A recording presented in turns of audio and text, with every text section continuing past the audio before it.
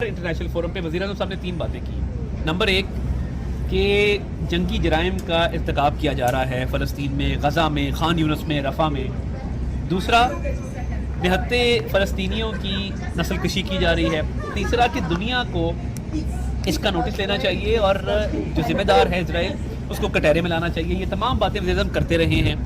अब इसके साथ साथ मैं ये ज़रूरी समझता हूँ कि जब वज़ीर आज़म ये फ़लस्तीन के इशू पे बात करते हैं और कहते हैं कि पाकिस्तान प्री 1967 की बाउंड्रीज चाहता है और चाहता है कि यरूशलेम उसका कैपिटल हो पैलेस्टाइन का, तो हम चाहते हैं कि वहाँ पे अमन का क़याम हो, जंग बंदी हो और अकाउंटेबिलिटी हो, क्योंकि फ़लस्तीन में अमन के बगैर दुनिया में अमन मुमकिन नहीं है।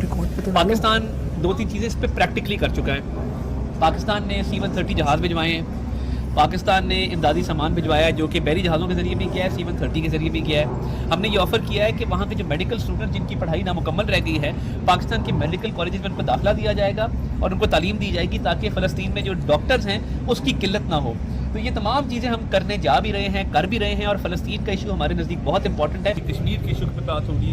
पाकिस्तान का बहुत बड़ा इशू क्लाइमेट चेंज है कि पूरी दुनिया की कार्बन एमिशंस का सिर्फ 2% पाकिस्तान से जाता है और जब क्लाइमेट चेंज के नुकसानात को भुगतने की बारी आती है तो हम ज़्यादा भुगतते हैं। तो क्लाइमेट चेंज के ऊपर बात होगी कि कार्बन एमिशन तो हम करते नहीं हैं, मगर जब फ्लड्स आते हैं, क्लाइमेट चेंज के नुकसानात होते हैं, उसको हमें भुगतना पड़ता है। और सेक्रेटरी जनरल UN ने भी आके पाकिस्तान में फ्लड्स की सूरत हाल देखी, उनको प्रॉपर्ली ब्रीफ किया गया उसके ऊपर। तो जहाँ पे फ़लस्तीन की, कश्मीर की बात है, वहाँ क्लाइमेट चेंज की बात है। पाकिस्तान ने दहशतगर्दी के हाथों बड़े नुकसानात उठाए हैं, अभी भी हम भुगत रहे हैं, वो एक बहुत बड़ा इशू है। और मैं समझता हूँ कि पाकिस्तान की फ़ॉरेन पॉलिसी की कामयाबी ये है कि 2018 के बाद पाकिस्तान की फ़ॉरेन पॉलिसी आइसोलेशन का शिकार हुई थी। हमने ईस्ट में भी दोस्तों को नाराज़ किया, वेस्ट में भी नाराज़ किया, तो एक रिवाइवल हुआ है हमारे फ़ॉरेन रिलेशंस के अंदर। दोस्त ममालिक के साथ रवाबित बड़े हैं, दोस्त ममालिक के साथ ताउन बढ़ा है और उसके नतीजे में पाकिस्तान की फ़ॉरेन पॉलिसी अब एक बहुत अच्छे लेवल के ऊपर है। और उसके साथ साथ ये भी खुशखबरी है कि IMF और वर्ल्ड बैंक के साथ जो मामलात हैं वो अच्छे तरीके से चल रहे हैं। IMF के मामलात अपने मंतकी अंजाम तक पहुँच चुके हैं, फाइनल एंडोर्समेंट आना बाकी है। इकॉनमी की वजह से अच्छी खबरें हैं कि पाकिस्तान की इकॉनमी के इमर्जिंग इकॉनमी, हम दुनिया को ये पैगाम देना चाहते हैं कि पाकिस्तान में इन्वेस्ट करें। पाकिस्तान में बड़ा पोटेंशियल है नेचुरल रिसोर्सेज के हवाले से, इन्वेस्टमेंट के हवाले से। आपने देखा अभी ब्लूमबर्ग ने पाकिस्तान की स्टॉक मार्केट को इमर्जिंग स्टॉक मार्केट करार दिया। उसके साथ साथ इन्फ्लेशन सिंगल डिजिट में आ गई है 9.6% पे।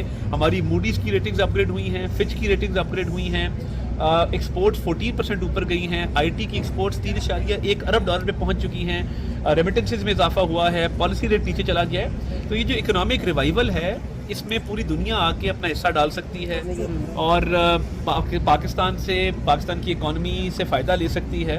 तो मैं समझता हूँ कि एक म्यूचुअल पार्टनरशिप है जो हम ऑफ़र भी करेंगे और अपनी इकॉनमी की भी बात करेंगे और IMF की खुशखबरी भी आवाम को यहाँ से सुनाएंगे कि अगर वो फाइनल हो जाता है, जो कि होने जा रहा है, तो उससे बहुत फ़ायदा होगा कि बाकी इकोनॉमिक इंडिकेटर्स इंप्रूव किए, मज़ीद इसमें बेहतरी आएगी। पाकिस्तानी कम्युनिटी से ना सिर्फ इंटरेक्शन है बल्कि डॉक्टर्स के साथ, बैंकर्स के साथ, मुख्तलिफ शोबा ज़िंदगी से ताल्लुक़ रखने वाले पाकिस्तानियों से वज़ीर की मुलाकातें तय हैं और मेरी कोशिश होगी बतौर वज़ीर इत्तलात आपको लम्हा ब लम्हा बाखबर रखूँ और एक इंटरेक्शन मीडिया के साथ भी करेंगे और आपको इंशाल्लाह ताला खबरों का फ्लो जो है वो टाइम के साथ साथ मिलता है। बहुत सारी अहम मुलाकातें हैं, बायलैटरल मीटिंग्स हैं, वो आपको हम साथ साथ शेयर करते रहेंगे।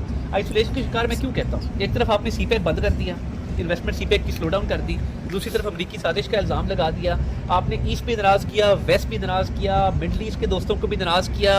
आपने कहा जी मैं बेहतर जानता हूँ, मैं उस पॉलिटिक्स में जाना नहीं चाहता, मगर फॉरेन पॉलिसी तब क्या थी, अब क्या है, बेहतरी कैसे आई है, वो आप खुद उसके जज हैं। चीज़ें काफ़ी बेहतरी की तरफ